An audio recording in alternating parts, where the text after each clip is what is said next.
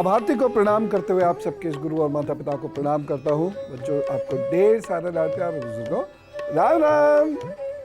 आज एक बहुत विशेष विषय पर बात करना है, क्योंकि बहुत सारी चिट्ठियां आई हुई थी, सबको अलग अलग जवाब देना तो संभव नहीं था, तो मैंने सोचा क्यों ना ये विषय ही ले लिया जाए। समस्या आम है, लेकिन बहुत गंभीर है और तेजी से बढ़ती चली जा रही है।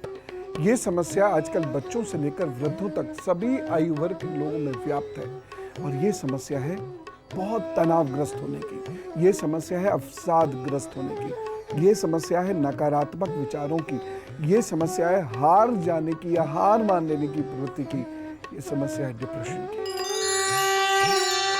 अवसादग्रस्त होना बिल्कुल अच्छी बात नहीं है। प्रभु ने बहुत सारे रास्ते हमारे लिए खोले हैं, लेकिन कुछ मस्तिष्क ऐसे होते हैं जिनमें तनाव लेने की इच्छा ही नहीं होती या तनाव लेने की एबिलिटी ही नहीं होती, वह अवसादग्रस्त हो जाते हैं। आप तो ऐसे नहीं, ये आप जान सकते हैं। आप जान सकते हैं कि क्या आप नकारात्मक सोच से प्रभावित हैं, क्योंकि हमें अपने बारे में बहुत ज्यादा पता नहीं होता। आपको यकीन नहीं होगा, लेकिन ये बात सही है।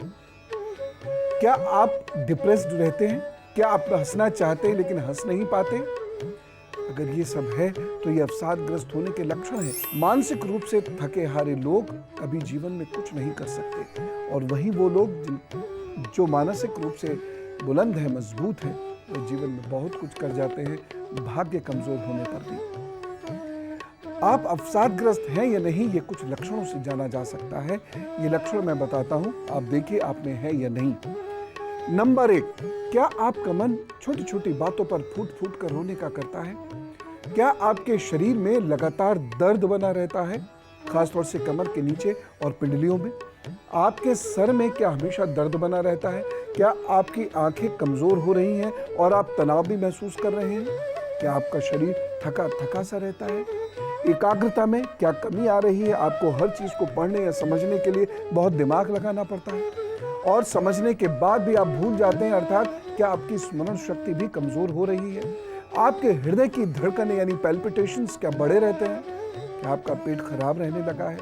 आपको या कब्ज हो गया है, या आपको लूज मोशंस रहने लगते हैं, या अनेकों बार आपको टॉयलेट जाना पड़ता है या यूरिन करने जाना पड़ता है? क्या आपका मन खाने में नहीं लगता, या खाने की चीजों को देखकर लगता है कुछ खाए, लेकिन खाने का मन नहीं होता? किसी से बहुत सारी भावनात्मक बातें करते रहने का मन होता है? हीन भावना क्या आपके अंदर पनप रही है, यानी दूसरे की उन्नति तरक्की से आप प्रसन्न नहीं होते हैं, बल्कि दूसरे और किसी की उन्नति से या तरक्की से आपको कष्ट होता है? या फिर आप सिगरेट, शराब या नींद की गोली खाने की इच्छा रखते हैं? यदि ये सब है तो आप गुजर रहे हैं उस स्थिति से जिसे हम कहते हैं नेगेटिविटी, जिसे हम कहते हैं डिप्रेशन। और अगर ये स्थिति आज आप में है तो ये तय है, नंबर 1, कि आपको बहुत सारे रोग पकड़ेंगे और उन रोगों से आप बहुत परेशान होंगे।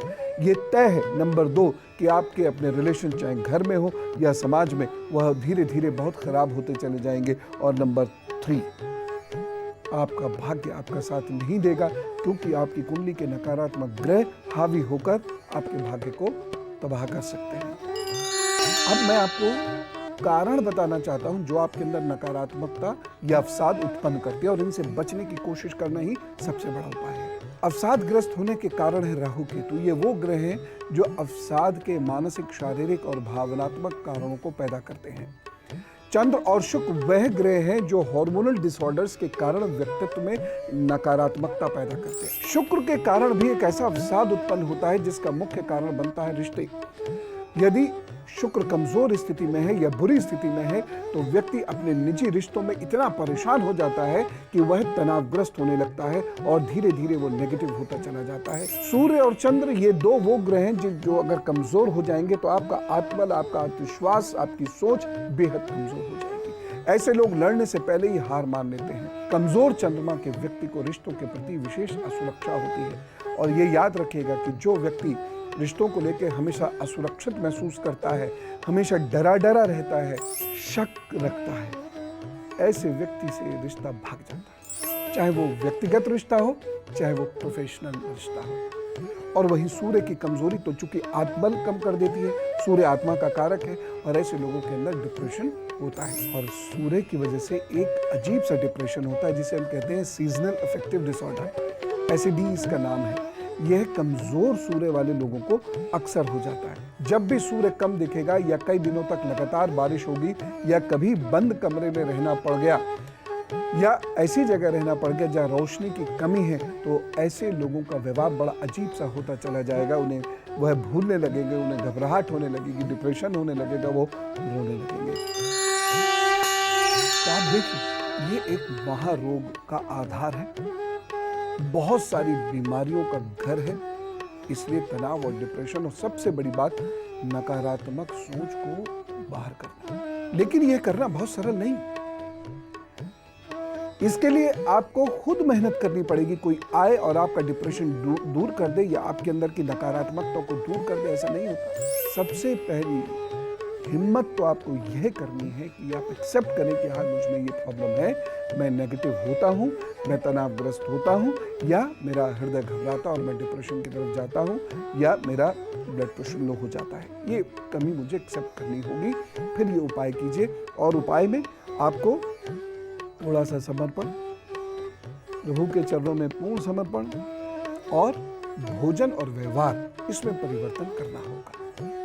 भोजन की बात से ही शुरू कर देते हैं। सेब जरूर खाइए। जो लोग डिप्रेस रहते हैं, जिन लोगों में नेगेटिविटी है, उन सबको सेब खाना चाहिए, क्योंकि इसमें विटामिन बी, फास्फोरस और पोटेशियम मिलता है, जिससे आपके ब्रेन सेल्स स्ट्रांग होने लगते हैं और आपके अंदर स्ट्रेस को या टेंशन को बर्दाश्त करने की कैपेबिलिटी आती है। दूसरी चीज है, विटामिन बी की मात्रा अधिक होने के कारण काजू खाने से अवसाद दूर होता है। और एक चीज बताता हूं, यदि आप 5 किशमिश रात में भिगो के रख दें, सुबह वह फूल जाएगी, फिर पानी से उसको निकाल के काजू के साथ खाएं, तो आपका दिमाग और स्ट्रांग होगा और आप टेंशन नहीं करेंगे। एक और चीज है, हरी इलायची को सिद्ध कीजिए। आप जिस भी प्रभु के या इष्ट की उपासना करते हैं, ढेर सारी हरी इलायची वहीं पर रखिए और आप नियमित रूप से कम 108 मंत्र रोज जपना शुरू करिए।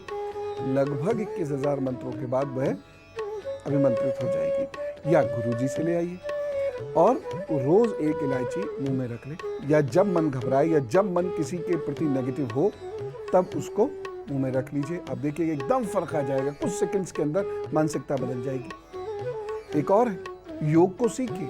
अंतरंग बहिरंग दोनों योग अभ्यासों का अभ्यास आपने करना है।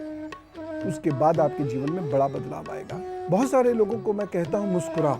जो लोग डिप्रेस महसूस करते हैं, नेगेटिव महसूस करते हैं, मुस्कुराओ। जो व्यक्ति हार छोड़ जीतने की कोशिश करता है, उसको कभी ना कभी प्रभु जीत जरूर देता है और ऐसे व्यक्ति के चेहरे पर मुस्कुराहट खिली रहती है। 40 वर्ष के बाद यदि आप अवसाद महसूस करने लगते हैं, तो शरीर में कैल्शियम और रसायनों की कमी की जांच करवा लीजिए, क्योंकि उसकी कमी की वजह से भी ये प्रॉब्लम आती है और ये एक बड़े रोग को जन्म देती है।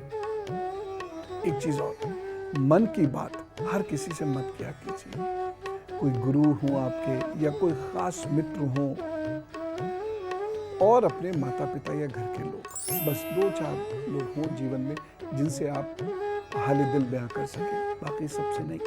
गैस यदि आपके बनती है तो कभी भी डिप्रेशन और तनाव की प्रॉब्लम हो सकती है। इससे बचने के लिए गैस को ठीक करें, त्रिफला का नियमित सेवन करें, आपका रोग ठीक होने लगेगा। तो कोशिश ये करिए कि सारी दुनिया की सारी परिस्थितियां बदल जाएं, तो अब मैं खुश रहूंगा। ये सोच को खत्म करके आप अपने दिमाग को परिस्थितियों के सहने लायक बनाना शुरू करिए। इसमें अश्वगंध आपकी बहुत मदद करती है। उसका आप नियमित सेवन करेंगे, आपको बहुत लाभ होगा। फटे पुराने जूते जिस घर में होंगे वहां तनाव और चिड़चिड़ाहट जरूर रहेगी, इसलिए फटे पुराने जूते घर में मत रखिए। और अंगूर का सेवन कीजिए। इंस्टेंट एनर्जी, इंस्टेंट ग्लूकोज देता है। तो कभी भी आपको लगे कि अब घबराहट है, बहुत तनाव है, तो कोई ठंडा सा फल खा लीजिए जिसमें जल हो, जैसे तरबूज है, खरबूजा है, अंगूर है, आजकल आम है, और आपको देखिएगा मानसिक शांति मिलनी शुरू हो जाएगी। और अब गुरु मंत्र। जो लोग इष्ट की साधना करते हैं, उन्हें नकारात्मकता, तनाव, अवसाद कभी नहीं घेरता। और कैसी साधना? ध्यान करके आप इष्टमय हो जाएंगे। ध्यान अवश्य कीजिए। जो लोग ध्यान करते हैं, गुरु सानिध्य में बैठते हैं, सत्संग करते हैं, ज्ञानार्जन करते हैं, ज्ञान प्राप्त करने की कोशिश करते हैं, आत्मा क्या है, परमात्मा क्या है, मैं कौन हूँ, इसे एक बार समझ लेने की कोशिश करते हैं, वो हमेशा खिलखिलाते रहेंगे, मुस्कुराते रहेंगे, कोई नकारात्मकता उन्हें छू नहीं सकती। तो मैंने आज जो आपसे बात की ये बहुत महत्वपूर्ण थी, इसका ध्यान रखिएगा।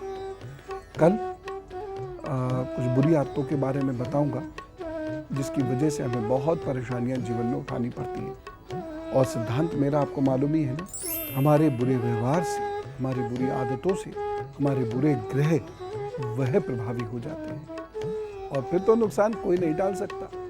इसलिए उन्हें समझें और उनसे बचने की कोशिश करें। खुश रहिए। उसका सानिध्य यदि है तो कोई अवसाद तनाव आपको छू नहीं सकता। हम होंगे कामयाब। राम राम, नमस्कार।